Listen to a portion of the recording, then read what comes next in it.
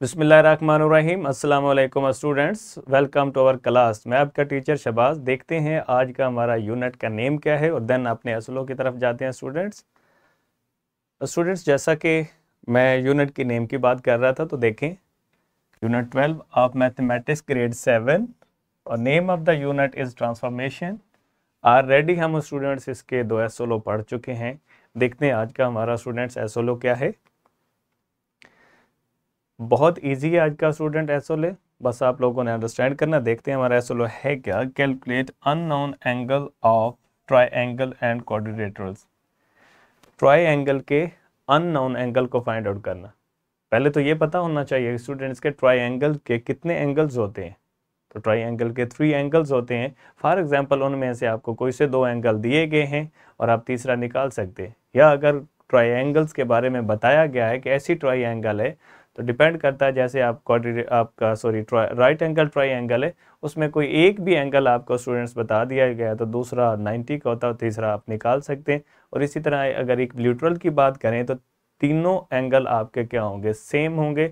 और कोई एक एंगल दिया गया है तो आप दूसरे निकाल सकते हैं, या नहीं भी दिया गया इक्विलैटरल ट्राइएंगल है, तीनों एंगल आपके सेम होते हैं तो आप फिर भी निकाल सकते हैं। और दूसरा पोर्शन हमारा है क्वाड्रिलेटरल। तो हमें सबसे पहले तो ये देखना होगा कि क्वाड्रिलेटरल होती क्या है, और अगर क्वाड्रिलेटरल्स की बात करते हैं तो उसमें जो अननोन एंगल है उनको कैसे फाइंड आउट करना है। तो देखते हैं स्टूडेंट्स।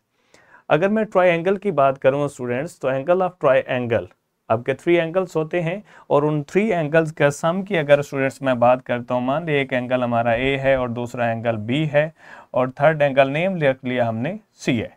तो अगर इन तीनों एंगल की सम की बात करें ए प्लस बी प्लस सी, तो ऑलवेज आंसर आपको क्या मिलता है, 180। ये सबसे जो अहम बात है ये माइंड में होना चाहिए। इसे कहते हैं कि sum of interior angle of a triangle is equal to 180। यानी तीनों ट्राइएंगल्स के जो तीनों आपके ट्राइएंगल के तीनों एंगल्स होते हैं, उनका जब आप सम करते हैं तो आंसर हमेशा क्या मिलता है, 180 डिग्री मिलता है। और इसी फॉर्मूले को, इसी रिलेशन को यूज़ करते हुए स्टूडेंट्स हम जो हमारे अननोन एंगल होंगे उनको फाइंड आउट कर लिया करेंगे ट्राइएंगल में, जब कि हमें कुछ एंगल दिए गए हों। तो देखते हैं स्टूडेंट एग्जाम्पल के अंदर। Find unknown angle of a triangle. हमारे पास ट्राइएंगल है आपके सामने।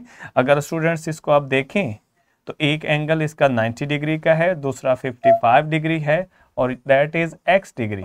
तो इसका मतलब that is our unknown angle. इसको हम फाइंड आउट करना चाहते हैं। अगर सॉल्यूशंस की बात करें तो सिंपल रिलेशंस के अंदर sum of interior angle is equal to 180।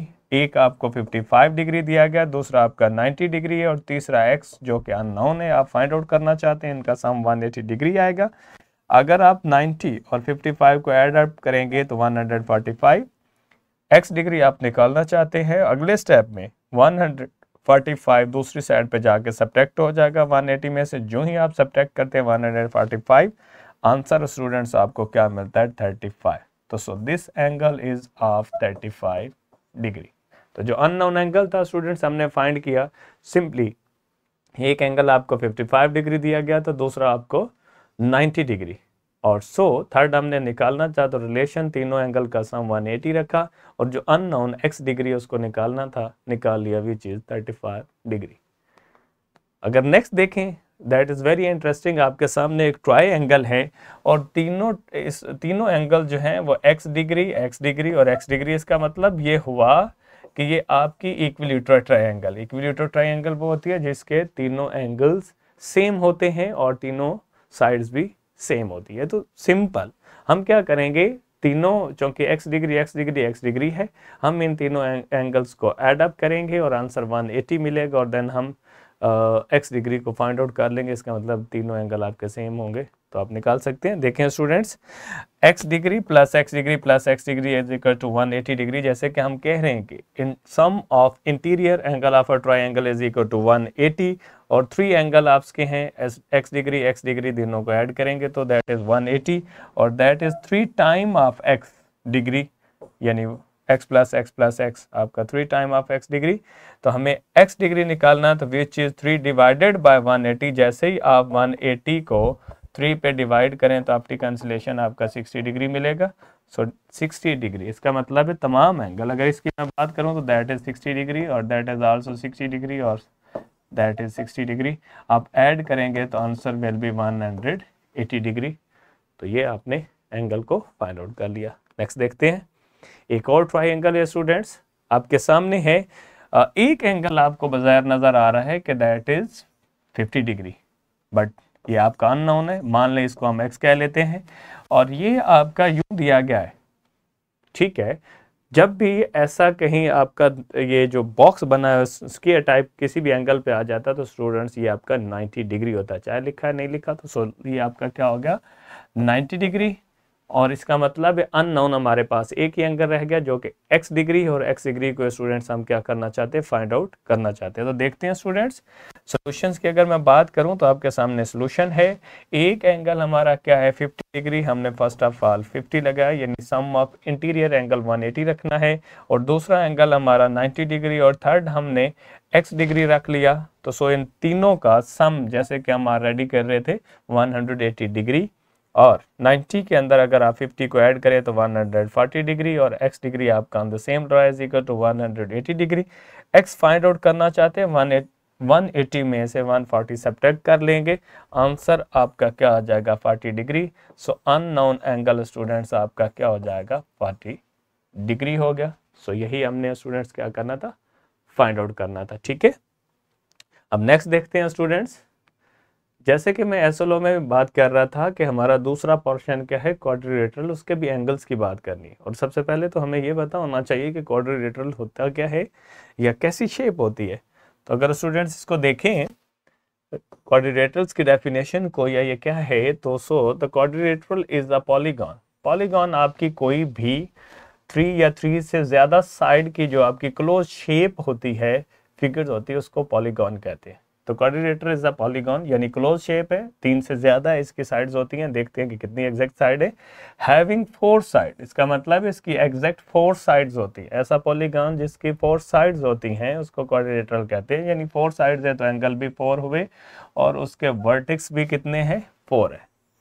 यानी ऐसी शेप जिसकी 4 साइड्स होती हैं, 4 एंगल होते हैं और 4 ही वर्टिसेस होते हैं, इसको क्या कहते हैं स्टूडेंट्स, क्वाड्रिलेटरल कहते हैं। अगर क्वाड्रिलेटरल की बात करें तो quadrilateral is derived from the Latin word, ये लैटिन वर्ड से ड्राइव किया गया है क्वाड्री से, और quadri mean that 4, quadri mean that 4।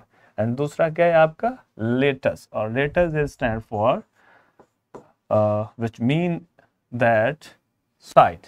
तो बेसिकली 4 साइड, तो ये उसके नेम से ही है, यानी लैटिन वर्ड है क्वाड्रिलेटरल, इसका मतलब है 4 साइड्स। तो 4 साइड है तो ऑब्वियस 4 एंगल, और आपके वर्टिसेस भी क्या होंगे, वर्टिसेस भी 4 ही होंगे।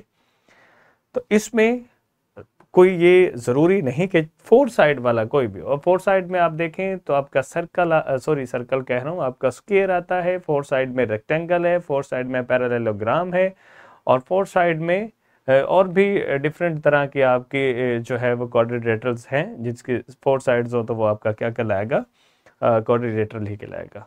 उसके आगे स्पेसिफिक फिर टाइप्स आ जाती हैं कि साइड्स 4 हैं और साइड क्या पैरेलल हैं, या उनका जो लेंथ है वो इक्वल है नॉट इक्वल है, तो इस पर डिपेंड करता है। जैसे कि स्टूडेंट्स मैं पहली शेप को देखूं तो दैट इज स्क्वायर, 4 साइड है, 4 वर्टिसेस हैं, क्वाड्रिलेटरल है।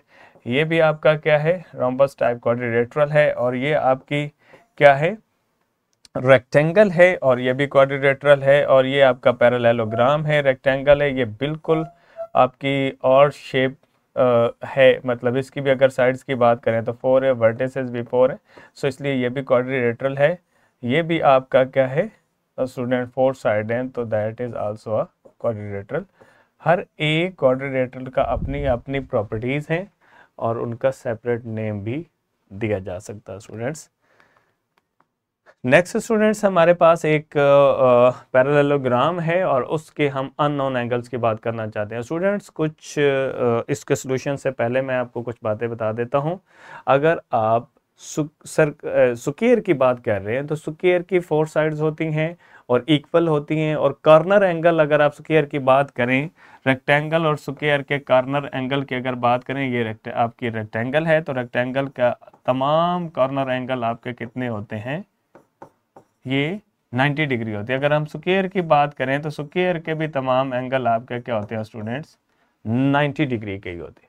ये सबसे अहम बात है। तो इसलिए अगर कहीं स्क्वायर की बात आ जाती है या रेक्टेंगल की बात आ जाती है तो फाइंड आउट करने की भी ज़रूरत नहीं है, क्योंकि कॉर्नर के तमाम एंगल्स सेम होते हैं और 90 डिग्री होते हैं। और अगर उनकी सम की बात करें तो हमेशा 4 साइडेड कोई भी आपकी डायग्राम है उसके अगर आप इंटीरियर एंगल की सम की बात करें तो आंसर हमेशा 360 मिलेगा। तो ये ज़रा हमारे पास एक पैरेललोग्राम है, इसको अगर देखें तो पैरेललोग्राम आपकी 4 साइडेड शेप होती है जिसकी अपोजिट साइड पैरेलल होती है, इक्वल इन लेंथ होती है, जैसे कि ये आपकी इसके पैरेलल है और इक्वल इन लेंथ है। तो स्टूडेंट्स जैसा कि मैं कह रहा था कि तमाम एंगल्स का अगर हम सम करें तो आंसर 360 मिलता है। तो ये आपके सामने है, एक एंगल हमारे पास x डिग्री है और दूसरा आपका 40 डिग्री है और फिर ये इसका अपोजिट एंगल ज़हरे सेम होते हैं तो ये भी हमारा क्या 40 डिग्री। अगर ये x डिग्री है तो ऑब्वियस अपोजिट एंगल आपका क्या होगा, करस्पॉन्डिंग अपोजिट एंगल भी 40 डिग्री होगा। ये और ये दोनों एंगल क्या है, same, opposite angle same.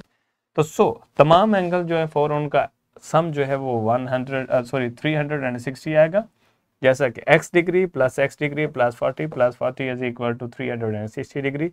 x को x में ऐड करें तो 2x डिग्री और 40 प्लस 40 आपका 80 डिग्री। और दूसरे स्टेप पे अगर आप देखें तो ये जाके आप एक स्टेप में आप 360 में से 80 को क्या करेंगे, सब्ट्रैक्ट करेंगे तो आंसर आपका बच जाएगा क्या 240। तो क्योंकि हमें x निकालना है तो 2 जाके नीचे डिवाइड हो जाएगा और जैसे ही डिवाइड होगा तो आंसर स्टूडेंट्स 140 मिला। इसका मतलब ये हुआ कि ये भी आपका 140 है और ये भी एंगल 140 है। अब तमाम को आप एडअप कर ले तो आंसर क्या मिलेगा स्टूडेंट्स, 360 मिलेगा। तो सिंपल, जो एंगल इस साइड पे ऐड हो रहा है दूसरी सब्ट्रैक्ट करें और x के साथ जो भी आपका मल्टीप्लाई से डिवाइड करें तो आपको आंसर मिल जाएगा। तो इस तरह आप अगर एक या एक से ज़्यादा एंगल अगर क्वाड्रिलेटरल में या आपको ट्रायंगल में दिए गए हैं तो आप रिमेनिंग एंगल्स को जो अननोन होते हैं उसको क्या कर सकते हैं, फाइंड आउट कर सकते हैं। बस ये पता होना चाहिए कि शेप की बात कर रहे हैं और उन सम ऑफ इंटीरियर एंगल किसके इक्वल होता है। तो जब 3 साइड्स हों, हमेशा कोई भी शेप आपकी 3 साइड्स हैं तो उनका सम 180 होता है इंटीरियर एंगल का, और 4 साइड हैं तो हमेशा सम आपका 360 होता है। यही एक मेन बात है जिसको याद रखना है। अगर स्टूडेंट्स होमवर्क की बात करें तो आपकी एक्सरसाइज जो है वो 12C क्वेश्चन नंबर 3 एंड 4 आप लोगों ने एज अ होमवर्क को अटेम्प्ट करना है। और अगर नेक्स्ट रिसोर्सेज की बात करें तो students first one is the worksheet and second one is question bank for you and third one is the lesson plan and the fourth one is power point presentation जो lecture students में आपको deliver कर रहा हूँ। तो इस lecture के descriptions के अंदर ये तमाम चीज़ें जैसे क्वेश्चन बैंक है, वर्कशीट है या लेसन प्लान आपका है, ये आपको मिल जाएगा। और स्टूडेंट्स के लिए 2 चीज़ें होती हैं, एक तो क्वेश्चन बैंक या वर्कशीट होती है तो आपके इस टॉपिक जो पढ़ाया जा रहा होता है, जो एसएल होता है पढ़ाया जा रहा होता है उसके रेलिवेंट होते हैं, डिफरेंट क्वेश्चंस होते हैं जो बुक पे मौजूद नहीं होते। आप कोशिश किया करें उसको लाजमी अटैम्प्ट किया करें ताकि आपने कॉन्सेप्ट्स को आप बूस्ट कर लिया करें। ये था स्टूडेंट्स आज का हमारा लेक्चर। आई होप सो आप लोगों ने गेन किया होगा। मिलते हैं एक नए लेक्चर के साथ, तब तक अपना ख्याल रखिए। अल्लाह हाफिज़ and thank you from my side.